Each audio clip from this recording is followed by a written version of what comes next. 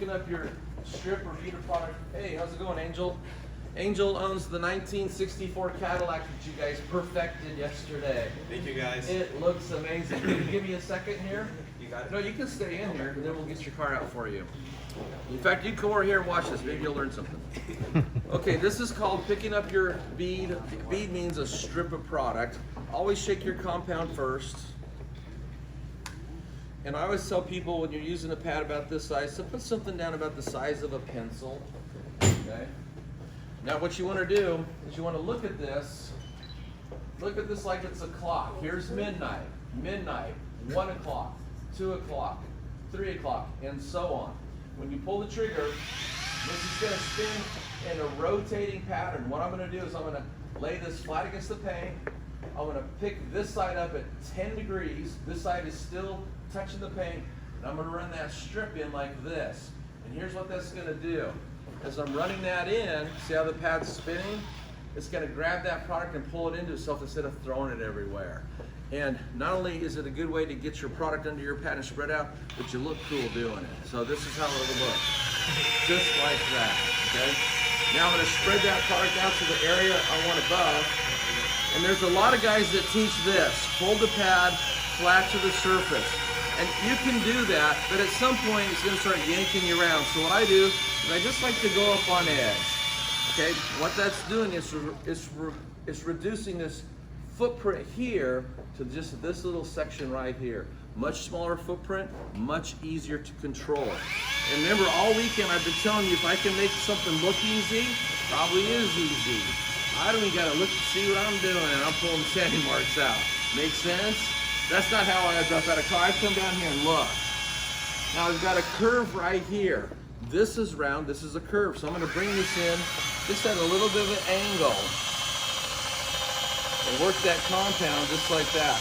And when you start out with the dry pad, just something I want to share with you, usually your pad's going to start soaking up some of your product.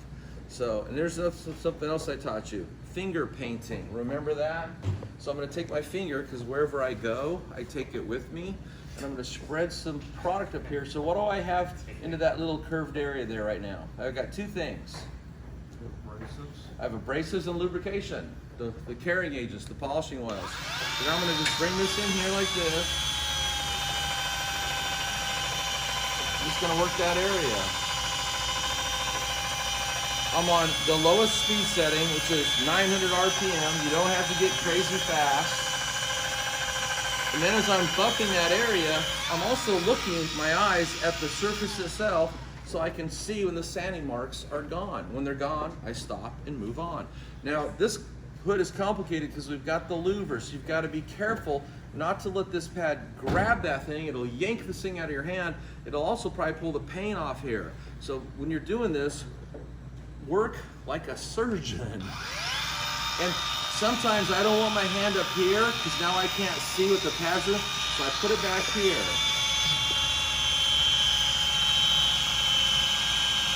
I'm just going to run it right next to those louvers, but not on those louvers.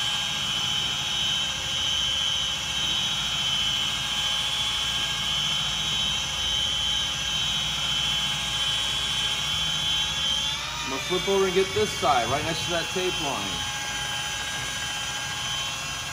Does this look easy? Wow, rotary buffer is easy, isn't it? It's really handy to have these cordless tools. Flex did a really good job. And if you notice, I'm not pushing on this. I'm just letting them fibers and the compound do the cutting for me. This is also keeping my temperature down. So I'm not heating the paint up so I could burn it or do what's called twist it, twist the paint.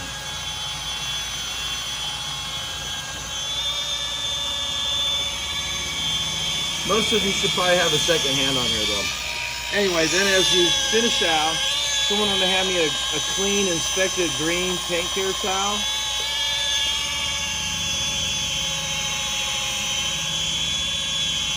One second.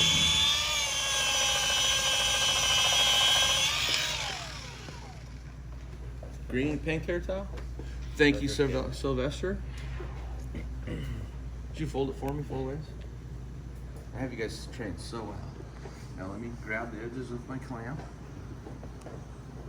Boom, sand marks are gone. What's still in the paint though?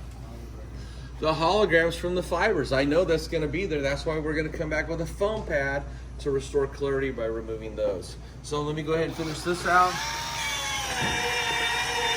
Same thing here, I'm just gonna come up here and I always like to have a little product somewhere, kind of like a palette when if a painter's painting.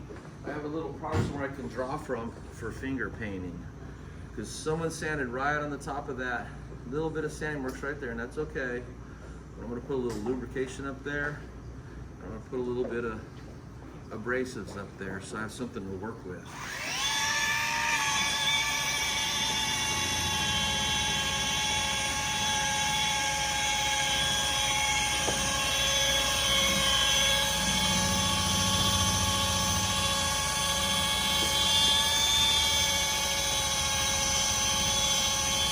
As I bring this pad into the louver, I gotta pay attention that I can feel.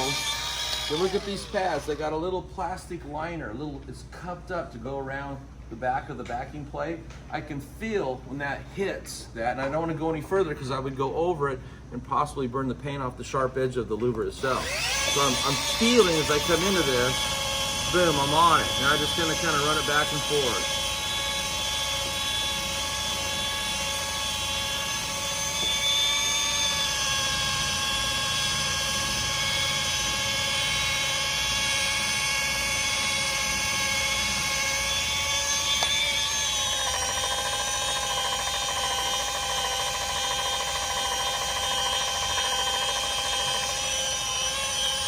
I'm going to come down this edge.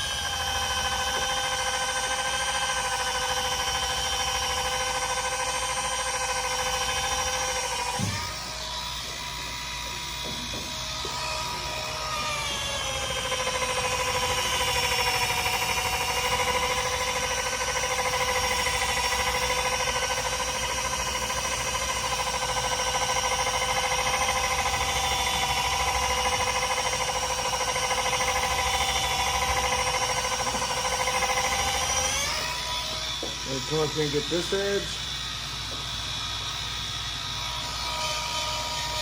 I never waste anything.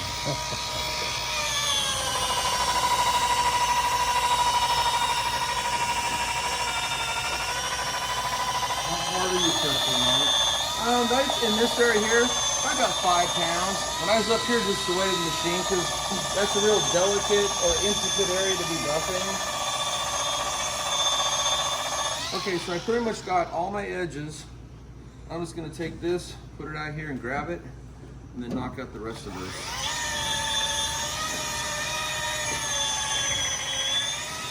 And now I'm on the 2, so I'm at about 1100 RPM. Now I'm just going right back to kind of the normal crosshatch pattern.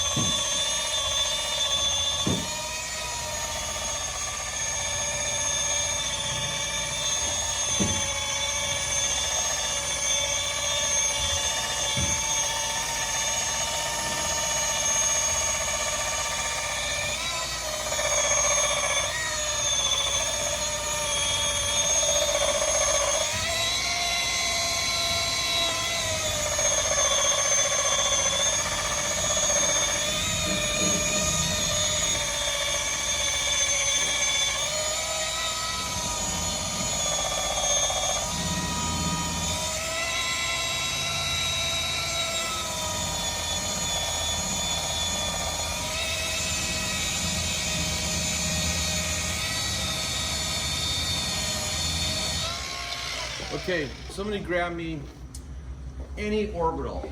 I don't care which one, and a foam polish pad. Any orbital. Surprise me.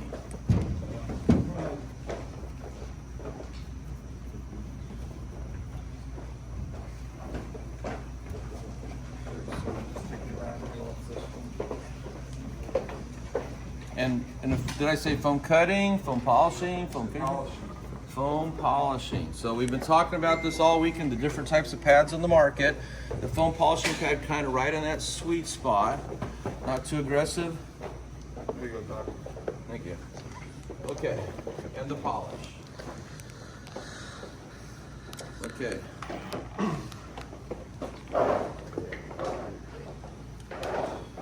Sean picked the finisher.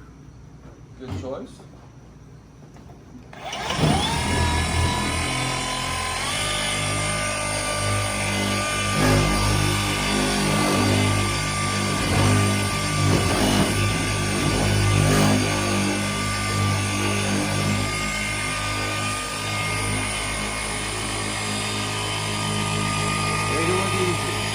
Looks easy, it probably is easy. I got good pad rotation? Yes. Very good pad rotation.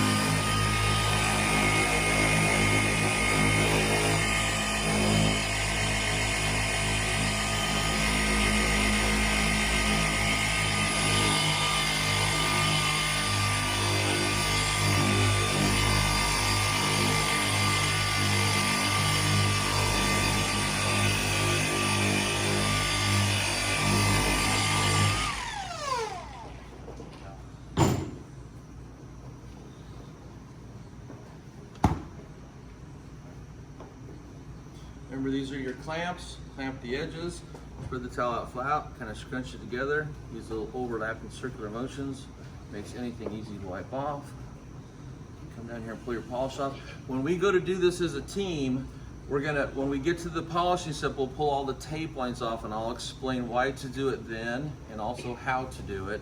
But for this demo, I wanted to leave it here because you guys still got to come work around here. And how does that look? No holograms, no sanding marks. But the next step would be to go ahead and seal it. Wax, synthetic sealant, or coating.